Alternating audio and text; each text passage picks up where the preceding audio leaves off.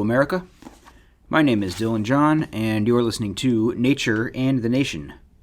For today's episode, I will be looking at Pragmatism, a Reader, edited by Louis Menand.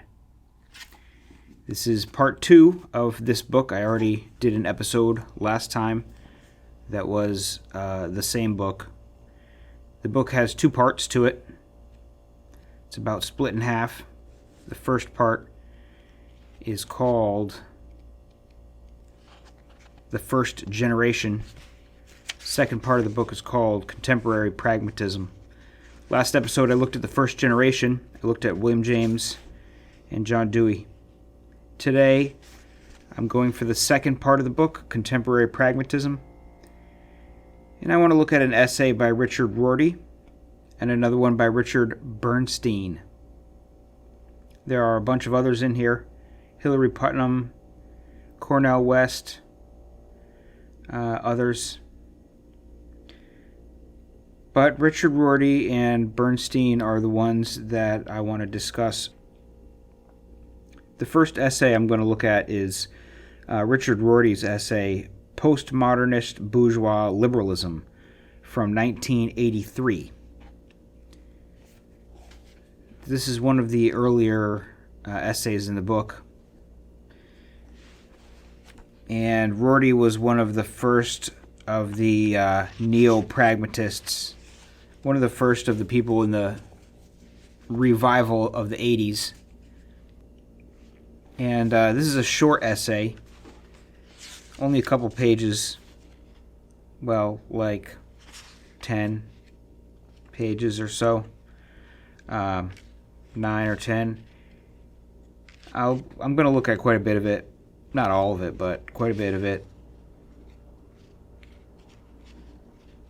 And I kind of like it because it seems like there's a little slightly tongue-in-cheek quality to it.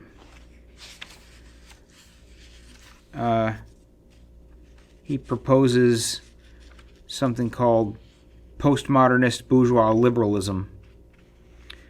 And it's kind of a contradictory concept, but he advocates for it regardless.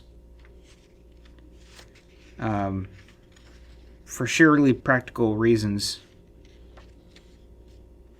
So I'm going to read a few sections from here. The first section, he introduces a couple of concepts, the Kantians and the Hegelians, as two different groups of philosophers who look at things differently.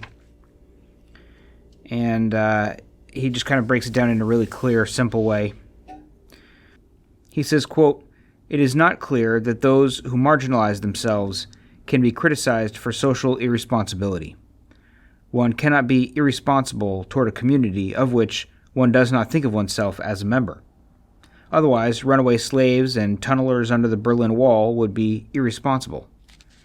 If such criticisms were to make sense, there would have to be a super community one had to identify with, humanity as such. Then one could appeal to the needs of that community when breaking with one's family or tribe or nation, and such groups could appeal to the same thing when criticizing the irresponsibility of those who break away. Some people believe that there is such a community. These are the people who think that there are such things as intrinsic human dignity, intrinsic human rights, and an ahistorical distinction between the demands of morality and those of prudence. Call these people Kantians. They are opposed by people who say that humanity is a biological rather than a moral notion, that there is no human dignity that is not derivative from the dignity of some specific community, and no appeal beyond the relative merits of various actual or proposed communities to impartial criteria which will help us weigh those merits. Call these people Hegelians. Much of contemporary social philosophy in the English-speaking world is a three-cornered debate between Kantians like Ronald Dworkin, who want to keep an ahistorical morality-prudence distinction as a buttress for the institutions and practices of the surviving democracies. Those, like the post-Marxist philosophical left in Europe, Roberto Unger and Alistair MacIntyre, who want to abandon these institutions, both because they presuppose a discredited philosophy and for other more concrete reasons, and those, like Michael Oakeshott and John Dewey, who want to preserve the institutions while abandoning their traditional Kantian backup. These last two positions take over Hegel's criticism of Kant's conception of moral agency, while either naturalizing or junking the rest of Hegel. If the Hegelians are right, then there are no ahistorical criteria for deciding when it is or is not a responsible act to desert a community, any more than for deciding when to change lovers or professions. The Hegelians see nothing to be responsible to except persons and actual or possible historical communities. So they view the Kantians' use of social responsibility as misleading. For that use suggests not the genuine contrast between, for example, Antigone's loyalties to Thebes and to her brother, or Alcibiades' loyalties to Athens and to Persia, but an illusory contrast between loyalty to a person or a historical community and to something higher than either. It suggests that there is a point of view that abstracts from any historical community and adjudicates the rights of communities vis-a-vis those of individuals. End quote. So we see here the introduction to these two concepts, the Kantians and the Hegelians, based on Kant and Hegel, the philosophers. And he first describes a sort of people who believe that there are such things as, well, he says he's talking about the greater human family, and he says some people believe there is such a community. Talking about the human race, the human community. He says these are the people who think there are such things as intrinsic human dignity, intrinsic human rights, and an ahistorical distinction between the demands of morality and those of prudence. Call these people Kantians. And they are opposed by people who say that humanity is a biological rather than a moral notion, that there is no human dignity that is not derivative from the dignity of some specific community, and no appeal beyond the relative merits of various actual or proposed communities to impartial criteria which will help us weigh those merits. Call these people Hegelians. So those are the Hegelians, and basically the Kantians think that there's a grand human community with a set of moral rules, natural laws, or what have you, that natural rights and a certain ahistorical, something that transcends all the circumstantial situation, the community, the set of traditions, the family members, and all of the particulars, that there's they believe that there's a more transcendent human set of norms. And the Hegelians think that actually all of our set of norms are some variety of environmental, I guess, circumstances, cultural circumstances, unique circumstances, and there's no transcendent moral order to appeal to. It's just the norms of this community or that community, and that's it. To repeat his description of the Hegelians, he says, well, the Kantians are opposed by people who say that humanity is a biological rather than a moral notion. There's no human dignity that's not derivative from the dignity of some specific community, and no appeal beyond the relative merits of various actual or proposed communities to impartial criteria which will help us weigh these merits. In other words, in order to judge things, there's some amount of conversation between people to evaluate things, to discuss things and come to conclusions about things, whether something's right or wrong. It's not something that you entirely just devise on your own, although it partially is an instinctive response to events. So I think, from a Darwinian perspective, both the Kantians and the Hegelians are both partly correct. So anyway, moving on from there, to where he starts his rough definition of postmodernist bourgeois liberalism is here where he says, quote, Hegelian defenders of liberal institutions are in the position of defending, on the basis of solidarity alone, a society which has traditionally asked to be based on something more than mere solidarity. Kantian criticism of the tradition that runs from Hegel through Marx and Nietzsche, a tradition which insists on thinking of morality as the interest of a historically conditioned community rather than the common interest of humanity, often insists that such a philosophical outlook is, if one values liberal practices and institutions, irresponsible. Such criticism rests on a prediction that such practices and institutions will not survive the removal of the traditional Kantian buttresses which include an account of rationality and morality as transcultural and ahistorical. I shall call the Hegelian attempt to defend the institutions and practices of the rich North Atlantic democracies without using such buttresses postmodernist bourgeois liberalism. I call it bourgeois to emphasize that most of the people I'm talking about would have no quarrel with the Marxist claim that a lot of those institutions and practices are possible and justifiable only in certain historical and especially economic conditions.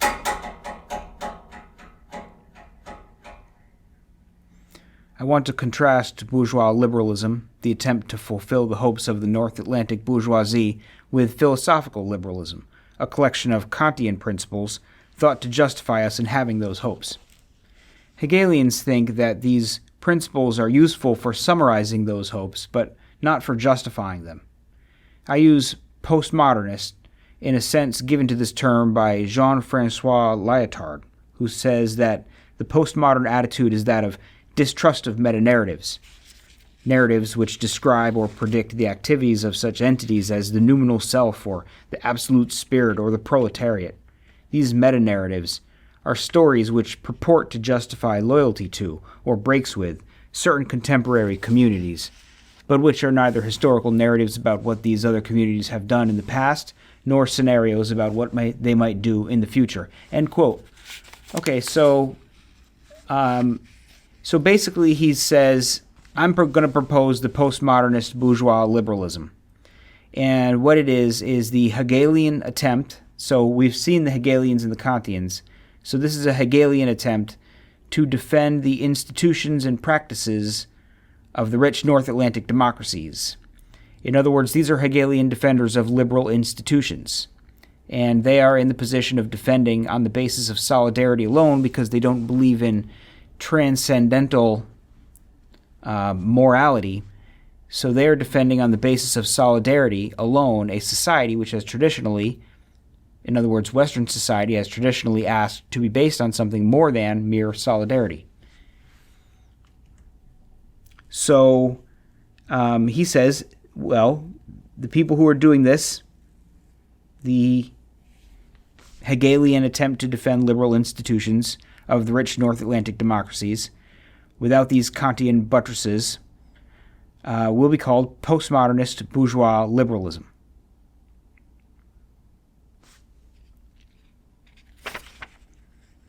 So,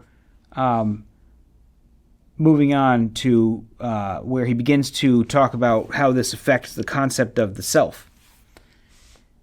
He says, quote, I hope to suggest how liberals might convince our society that loyalty to itself is morality enough, and that such loyalty no longer needs an ahistorical backup. I think they should try to clear themselves of charges of irresponsibility by convincing our society that it needs to be responsible only to its own traditions, and not to the moral law as well. The crucial move in this reinterpretation is to think of the moral self, the embodiment of rationality, not as one of Rawls's original choosers, somebody who can distinguish herself from her talents and interests and views about the good, but as a network of beliefs, desires, and emotions with nothing behind it, no substrate behind the attributes. For purposes of moral and political deliberation and conversation, a person just is that network. As for purposes of ballistics, she is a point mass, or for purposes of chemistry, a linkage of molecules. She is a network that is constantly reweaving itself in the usual Quinean manner, that is to say, not by reference to general criteria, for example, rules of meaning or moral principles, but in the hit-or-miss way in which cells readjust themselves to meet the pressures of the environment. On a Quinean view, rational behavior is just adaptive behavior, of a sort which roughly parallels the behavior, in similar circumstances, of the other members of some relevant community. Irrationality, in both physics and ethics, is a matter of behavior that leads one to abandon or be stripped of membership in some such community. For some purposes, this adaptive behavior is aptly described as learning or computing or redistribution of electrical charges in neural tissue, and for others, deliberation or choice. None of these vocabularies is privileged over against another. End quote. Okay, so that part, I think the section of most relevance there is where he says that he wants to convince people that that the community only needs to be loyal to itself. A community's loyalty to its own self is sufficient justification for itself. He says, I hope to suggest how liberals might convince our society that loyalty to itself is morality enough, and such loyalty no longer needs an ahistorical backup, in other words, some transcendental human rights-based justification for its existence. I think they should try to clear themselves of charges of irresponsibility by convincing our society that it needs to be responsible only to its own traditions, and not to the moral law as well. It almost sounds conservative. It sounds post-liberal, and it is, in a way, post-liberal. He says, the crucial move in this reinterpretation is to think of the moral self, the embodiment of rationality, not as one of Rawls's original choosers, in other words, the John Rawls choice of what you would be if you were going to be born into the world and you didn't know who you were going to be born into. You know, it's kind of nonsense. He says, not like this sort of Rawls's original chooser, someone who can distinguish herself from her talents and interests and views about the good, but as a network of beliefs, desires, and emotions with nothing behind it, no substrate behind the attributes. So all of the various qualities that a person has that kind of one's soul is born into, he says, no, that's really basically who and what you are, is the collection of your entire collection of attributes, a network of attributes that's constantly shifting and changing is what you are. And your embeddedness in your surroundings becomes a little bit more complete, I think, with that sense of selfhood, rather than a thing that's ultimately not a part of all of these things that are going on around me, but somehow separate from that on like a metaphysical level. Anyway, so the next level, talking about social norms, he says, quote, what plays the role of human dignity on this view of the self? The answer is well expressed by Michael Sandel, who says that we cannot regard ourselves as Kantian subjects capable of constituting meaning on our own, or as Rawlsian choosers, without great cost to those loyalties and convictions whose moral force consists partly in the fact that living by them is inseparable from understanding ourselves as the particular people we are, as members of this family, or community, or nation, or people, as bearers of this history, as sons and daughters of that revolution, as citizens of this republic. I would argue that the moral force of such loyalties and convictions consists wholly in this fact, and that nothing else has any moral force. There is no ground for such loyalties and convictions, save the fact that the beliefs and desires and emotions which buttress them overlap those of lots of other members of the group with whom we identify for purposes of moral or political deliberations, and the further fact that these are distinctive features of that group, features which it uses to construct its self-image, through contrasts with other groups. This means that the naturalized Hegelian analog of intrinsic human dignity is the comparative dignity of a group with which a person identifies herself. End quote. So he's saying, like, where does human dignity come from in this sort of view of the self? Where is the, what is a person what is it that makes a person like have unique dignity over some over an animal maybe, or over some other piece of matter. What does human dignity even mean? Like, do human rights exist in such a view of the self?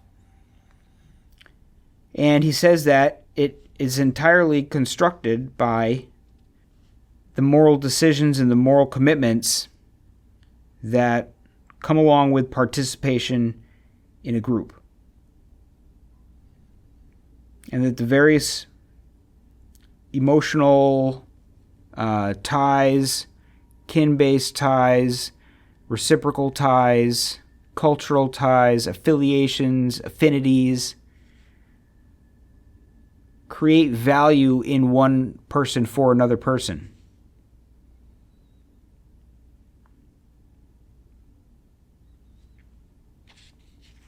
Okay, so moving on from there. He says, quote, "The morality-prudence distinction now appears as a distinction between appeals to two parts of the network, that is, the self, parts separated by blurry and constantly shifting boundaries. One part consists of those beliefs and desires and emotions which overlap with those of most other members of some community, with which, for purposes of deliberation, she identifies herself, and which contrast with those of most members of other communities, with which she contrasts herself. A person appeals to morality rather than prudence when she appeals to this overlapping, shared part of herself, those beliefs and desires and emotions which permit her to say, 'We do not do this sort of thing.' Morality is, as Wilfrid Sellars has said, a matter of we intentions.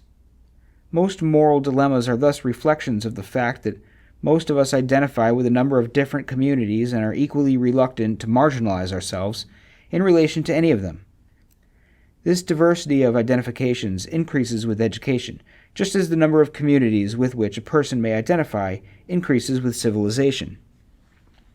Intra-societal tensions, of the sort which Dworkin rightly says mark our pluralistic society, are rarely resolved by appeals to general principles of the sort Dworkin thinks necessary.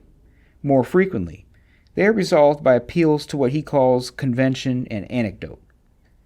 The political discourse of the democracies, at its best, is the exchange of what Wittgenstein called reminders for a political purpose, anecdotes about the past effects of various practices and predictions of what will happen if, or unless, some of these are altered.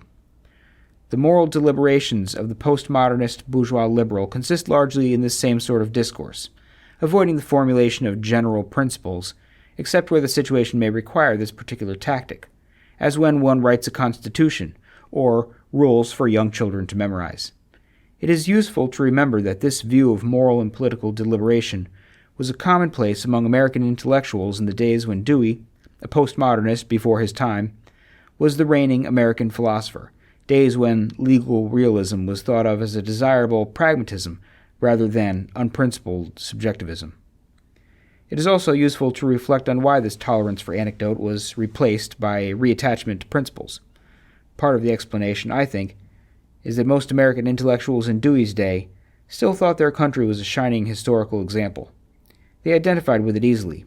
The largest single reason for their loss of identification was the Vietnam War.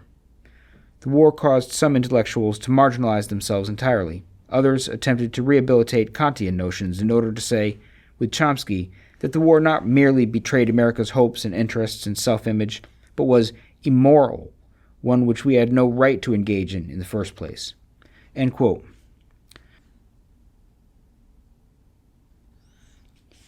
Yeah, he says, a person appeals to morality rather than prudence when she appeals to the overlapping shared part of herself, the beliefs and desires and emotions which permit her to say, we do not do this sort of thing. So it's a group function. When she appeals to overlapping parts that overlap with the attitudes of other people. He says, most moral dilemmas are thus reflections of the fact that most of us identify with a number of different communities and are equally reluctant to marginalize ourselves in relation to any of them. I mean, I think there's more to moral responses than just our connections with other communities. There is a sort of innate revulsion at immoral acts. But then you find more about other cultures and sometimes the sort of brutality that people engage in, and you think, well, is there some sort of moral revulsion when people do these sorts of things all the time? It's an interesting thought process, or an interesting question. Where do people get their morals from? Maybe maybe there's something to this. It's just a set of community rules, and as much as we, for one reason or another, kind of want to rebel against that idea that it's just a set of rules we agreed to, why do we want to sort of rebel against it? Because it seems instinctively like our morals belong to ourselves. Like I have my morals. That it's not mine if it's just something that I just acquired and believe in because it helps society. It's useful to society for me to believe in it. But you'd have to argue the case against it, because who's to say that your inner feelings are always accurate? Anyway, let's move to the next author. That author is Richard Bernstein. This essay is called Pragmatism, Pluralism, and the Healing of Wounds, from 1988. It is kind of a corny title, I have to say. Pragmatism, Pluralism, and the Healing of Wounds. But it's interesting. I think the pragmatism part is interesting. The pluralism part is interesting. The healing of wounds part is kind of like how he closes the essay. And I'm not going to read any of that section. It seems kind of corny, and it seems like there's a lot of...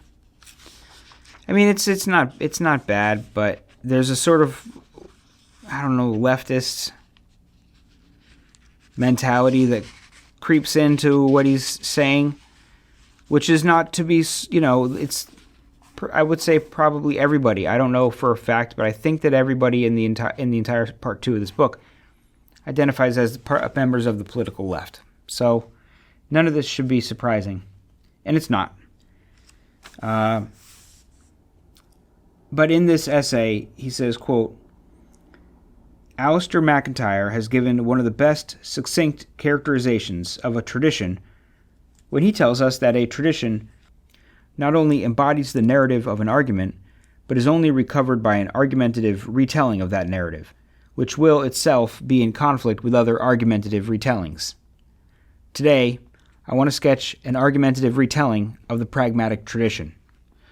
Although it is only one of the traditions to which we belong, it is nevertheless one of the richest traditions that has shaped philosophy in America. I want to draw upon this tradition because it enables us to gain a critical perspective on our present situation in philosophy. It will become clear that I think this tradition is very much alive, and that pragmatic themes weave through diverse contemporary orientations of many philosophers who do not think of themselves as belonging to this tradition. Indeed, the pragmatic thinkers were ahead of their times. Recently, there has been a good deal of loose talk about our postmodern condition.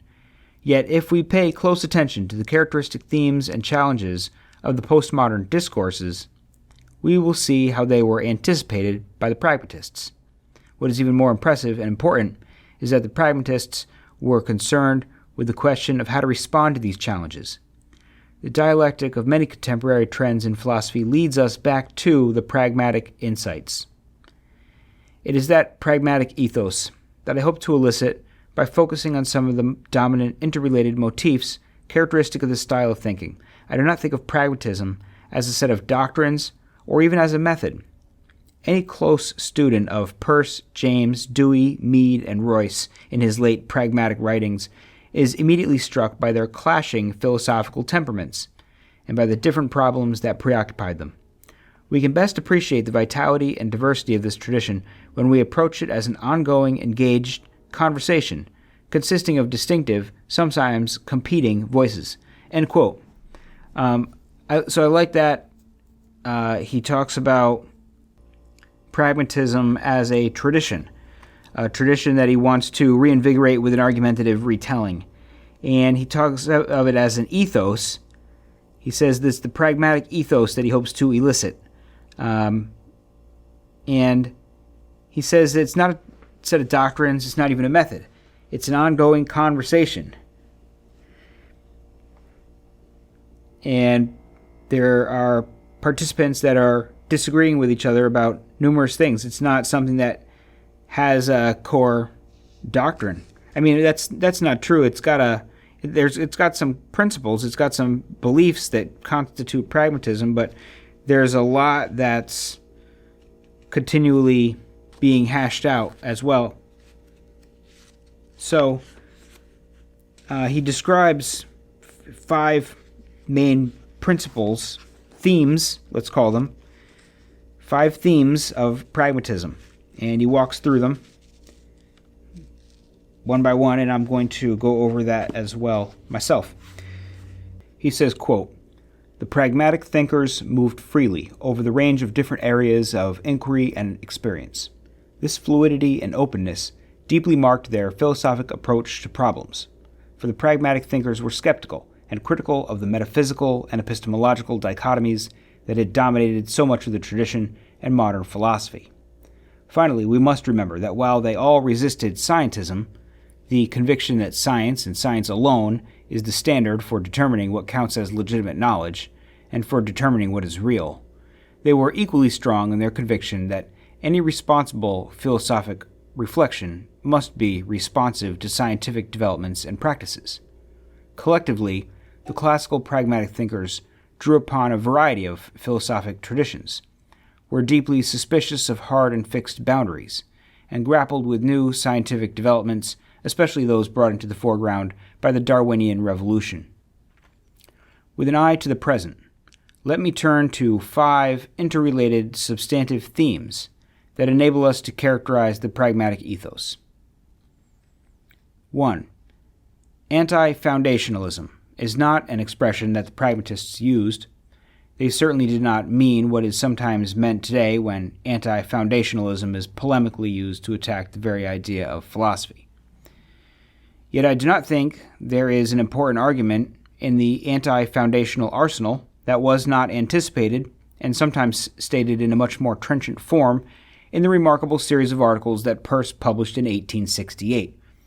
Peirce presents a battery of arguments directed against the idea that knowledge rests upon fixed foundations, and that we possess a special faculty of insight or intuition by which we can know these foundations. Peirce was exposing what has come to be called the metaphysics of presence. Peirce realized that in criticizing foundationalism, he was attacking many of the most cherished doctrines and dogmas that constituted modern philosophy. End quote. So, the first of the 5 themes is anti-foundationalism. He says they didn't really use that phrase, and maybe it's not an exact fit, but they were anticipating the anti-foundationalist arguments. So the foundationalism being the idea that there are fundamental foundations to our thought, and anti-foundationalism being more like, we don't know, like in the previous episode, and Will to Believe, how the empiricist thought, well, we don't know what we know entirely. Like, it's possible to have truth, but it's not possible to know when you have truth. That's kind of anti-foundationalism. Foundationalism insists that there are fundamental principles to knowledge. And you can go back to my episode 76, Pragmatism from Peirce to Davidson. That will talk more about Peirce and foundationalism. But continuing on that point, he says, quote, Peirce realized that his critique of Cartesianism, his elaboration of a different platform that is required by modern science and logic, required a rethinking of every major philosophic problem. For in one fell swoop, he sought to demolish the idea that there are or can be any absolute beginnings or endings in philosophy. He sought to exorcise what Dewey later called the quest for certainty and the spectator theory of knowledge. He called into question the privileged status of subjectivity and consciousness that had dominated so much of modern philosophy. He elaborated a theory of signs where interpretants are always necessarily open to further interpretation, determination, and critical correction. We find variations on these themes in all the pragmatic thinkers. We can see how subsequent philosophers have continued to refine the anti-foundational arguments adumbrated by Peirce. They are developed further in Quine's own distinctive version of pragmatism, and in Wilfrid Sellars' work when he criticizes the myth of the given and declares that empirical knowledge, like its sophisticated extension science, is rational, not because it has a foundation, but because it is a self-correcting enterprise, which can put any claim in jeopardy, though not all at once. End quote.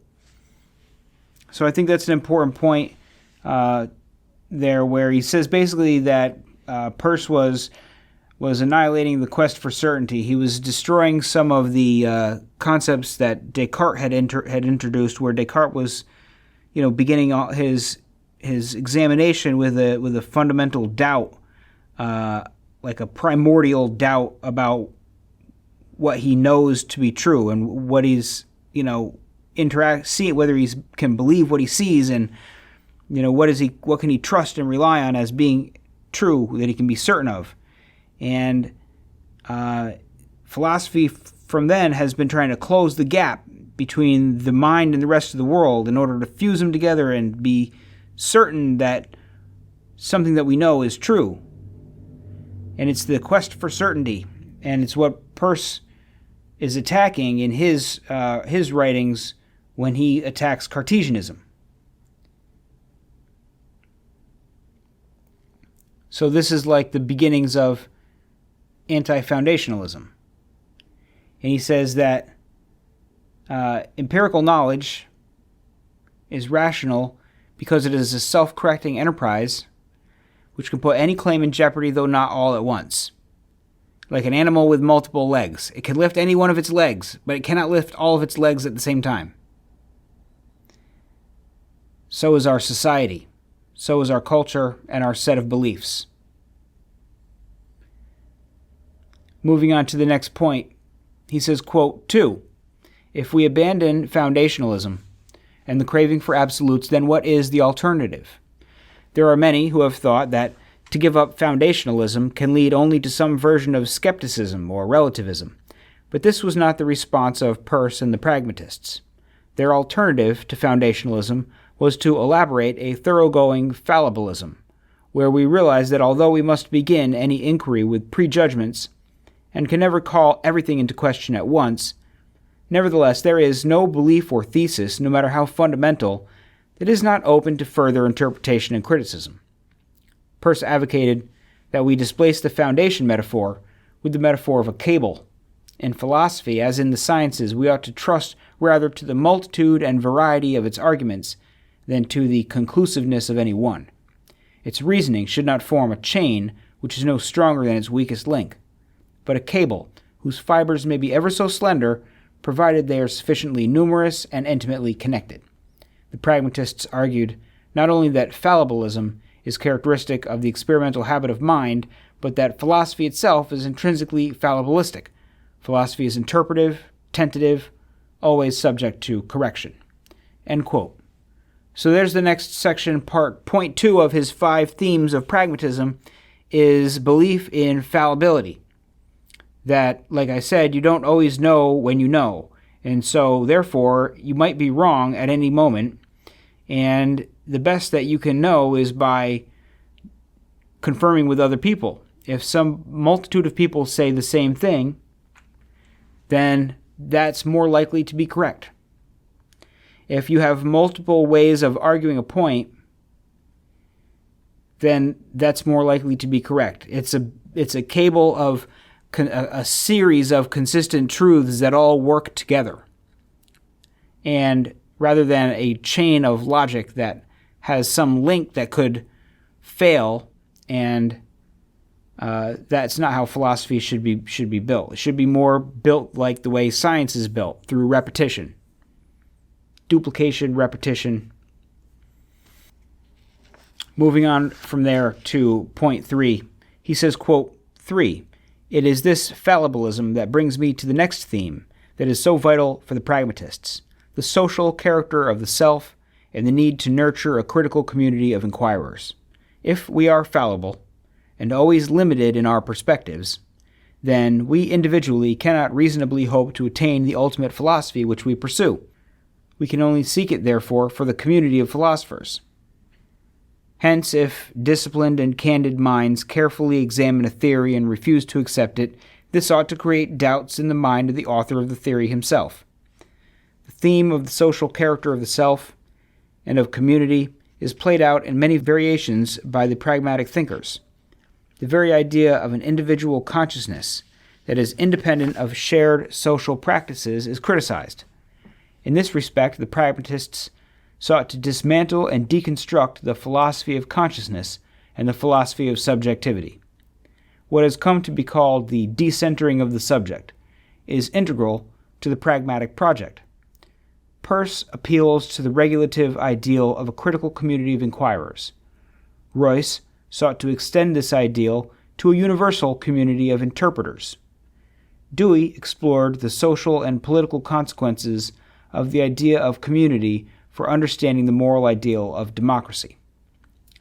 Mead was a pioneer in developing a theory of the social psychological genesis of the social self, a theory of practical intersubjectivity. Today there are many who have raised doubts about the Peircean conviction that in the long run there will be a convergence of inquiry. But doubts about an ideal convergence do not undermine the necessity of always appealing to a critical community. On the contrary, they heighten its importance. For it is only by submitting our hypothesis to public critical discussion that we can become aware of what is valid in our claims and what fails to withstand critical scrutiny. It is only by the serious encounter with what is other, different, and alien that we can hope to determine what is idiosyncratic, limited, and partial.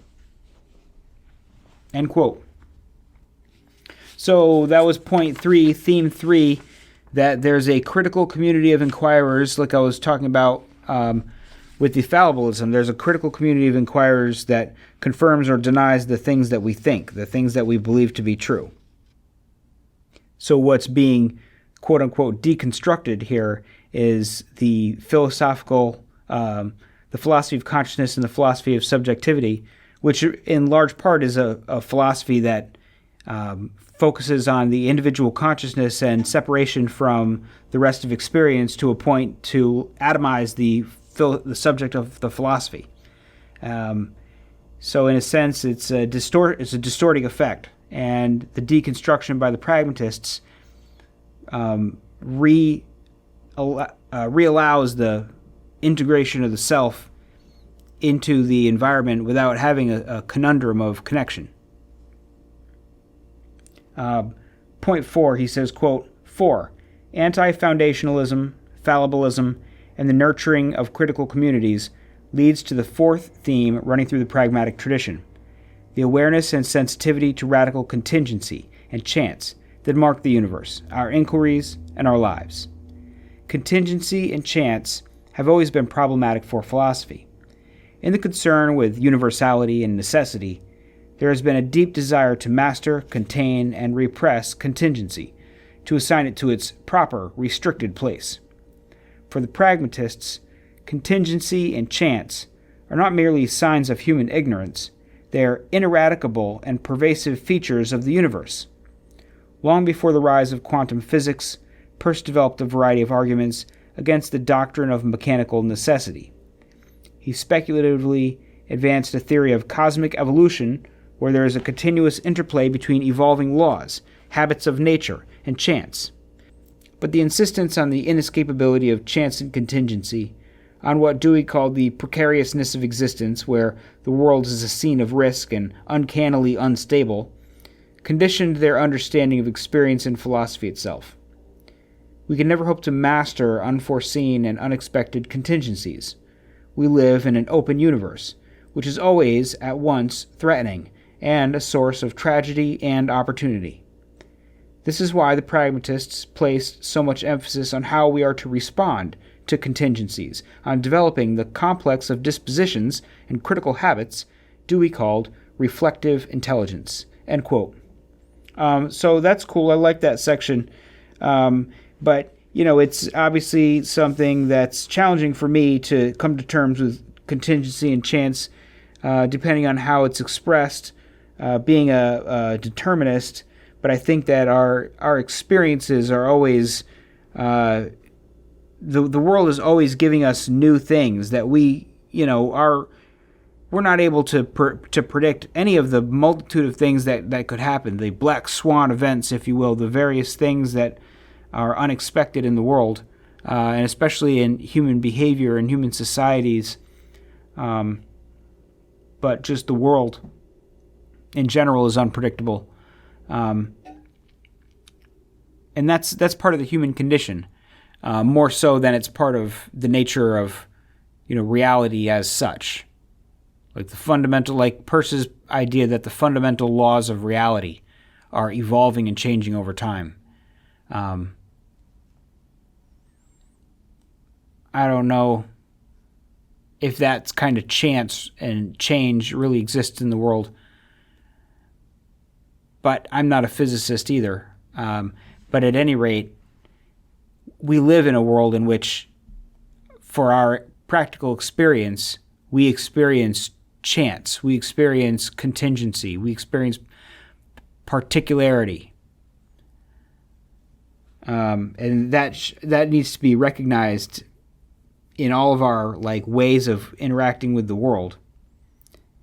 And the perfect escape from contingency of the absolute law of all absolutes is ever beyond our reach. So we live always in contingency. So moving on to theme 5. He says, quote, 5, I come finally to the theme of plurality. We can see how it pervades the other themes that I have sketched. There could be no escape from plurality, a plurality of traditions, perspectives, philosophic orientations. Later, I will try to clarify what the pragmatists did and did not mean by pluralism and how it is relevant for understanding our present situation in philosophy. James describes his own pluralistic orientation as follows. It is curious how little countenance radical pluralism has ever had from philosophers. Whether materialistically or spiritualistically minded, philosophers have always aimed at cleaning up the litter with which the world apparently is filled. They have substituted economical and orderly conceptions for the first sensible tangle. Whether these were morally elevated or only intellectually neat, they were at any rate always aesthetically pure and definite, and aimed at ascribing to the world something clean and intellectual in the way of an inner structure. As compared with all these rationalizing pictures, the pluralistic empiricism which I profess offers but a sorry appearance. It is a turbid, muddled, Gothic sort of affair, without a sweeping outline and with little pictorial nobility. End quote. So that later section, he's quoting William James, and he's talking about point 5 of plurality, that given this situation,